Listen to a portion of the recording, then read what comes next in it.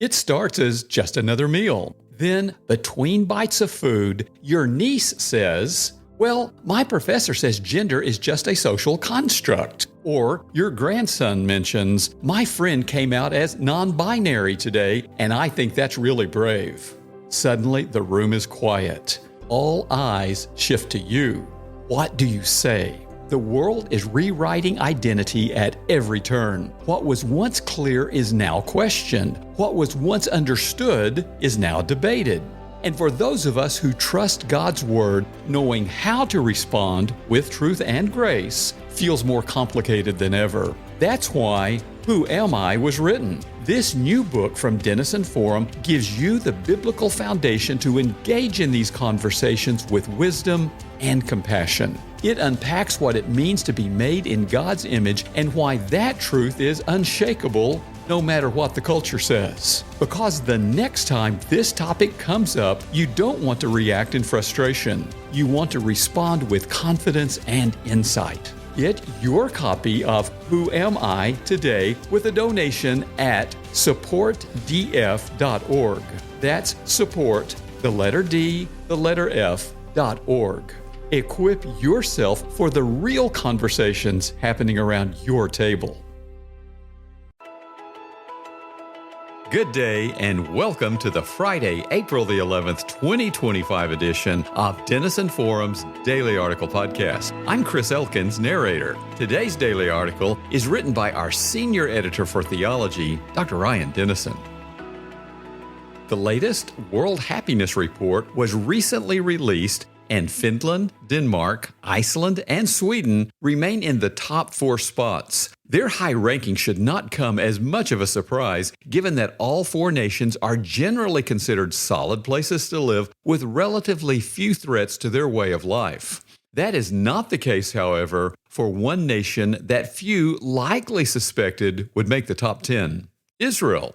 Israel came in at number 5 in the 2023 report and has ranked toward the top of the list for several years. Between then and now, the war with Hamas, Hezbollah, the Houthis, and even Iran itself has served as a constant reminder of all that its people risk by simply choosing to live in Israel. It would be understandable if the happiness and general well-being of the Israeli citizens began to weaken in the face of such danger and death. And its resilience in the face of these trials is relatively rare. As Nathan Sharansky and Gil Troy describe, quote, "At number 8, Israel contrasts sharply with other war-torn countries that are quite reasonably miserable. Ukraine sits at number 111, and Lebanon, which opened a second front against Israel in October 2023, is third from the bottom at 145, end quote. What separates Israel from those other nations is the degree to which social factors like high social support, generosity, and a sense of equality drive the happiness and identity of its people. And if anything, the war has only brought them closer together as a culture. In a recent article on the Denison Forum website, Ruben Nevo wrote of how Israelis' response to the repeated bombings by the Houthis illustrates the resilience that has allowed the nation to withstand the onslaught from various terrorist organizations without losing their identity and happiness. As Ruben describes, quote, "The drills and practices here in Israel are always the same. We run, walk to the nearest shelter, wait for 10 minutes, and then go back to normal life. It's amazing how fast we continue with our daily life," end quote. A big part of why they can get on with life so quickly is the recognition that they are not doing life alone. Sharansky and Troy illustrate this point well when they note that, quote, "Despite searing political divisions, Israelis remain united culturally. Cherishing family, community, country, and history shapes their faith in the future," end quote. They don't ignore their differences, but they also don't allow those differences to define themselves or others. And in that, there is a great deal from which we can learn.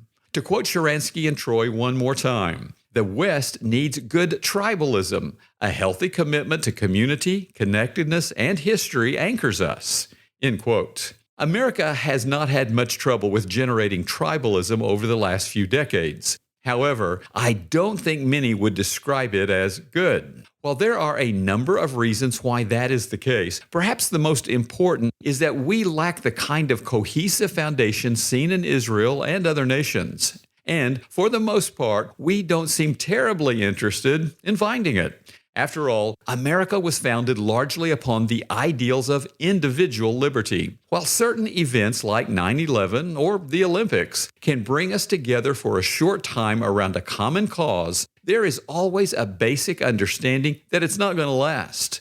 And that's all right. The solution to why the U.S. rates as a less happy place than Israel is not to adopt a more communal lifestyle or try to mirror what makes Israel unique. At the same time, we shouldn't give up on the idea of community either. God designed us to need other people. It's why He said in Genesis 2, verse 18, that man being alone was the only part of His original creation that was not good. Now, what that community looks like can vary from person to person, but we should not be surprised if we struggle to experience the fullness of God's joy when attempting to go through life by ourselves. And I say that as someone very much inclined to do just that. Ultimately, recognizing our need for others is a sign of humility rather than weakness. And while we should never entrust our happiness to the fickle nature of fallen people, embracing the notion that God designed us to need relationships with other people is a necessary step toward experiencing the abundant life that He offers us. Just as importantly, community, especially a community of believers, can be essential to resisting temptation and growing in our relationship with the Lord, as illustrated by Ecclesiastes 4, verses 9 through 12. While other people can never be a substitute for God's presence in our lives, they can be a gift from Him to help us experience greater joy, happiness, and purpose on this side of heaven. Such community can also provide a small glimpse of what awaits us once that veil is lifted and we step into eternity, where Revelation 7 verse 9 says we will stand among a great multitude that no one could number, from every nation, from all tribes and peoples and languages. Living in community with other believers and with whomever else God brings along our path is a key part of what the Lord has called each of us to do. And it can be one of the best ways to experience a little slice of what awaits us once this world fades. So, what communities are you invested in today? Are there any relationships you've allowed to fade prematurely? Do you see other people more as a potential gift from the Lord or as a burden to bear? There are times when the same person can feel like both a blessing and a burden, and that's true of each of us. But don't give up on living in community with others just because it's hard. God did not intend to give us that option, so we should not be surprised when He refuses to bless it. Instead, embrace His call to community and prayerfully seek ways that He can use it as a blessing to you while also using you as a blessing to others. Do that, and you will begin to understand just a bit of what allows Israelis to face their trials without losing their joy. Where do you need that joy today? The Denison Forum team is grateful for our daily article podcast subscribers. Please share the podcast with others. And for more news discerned differently, visit denisonforum.org.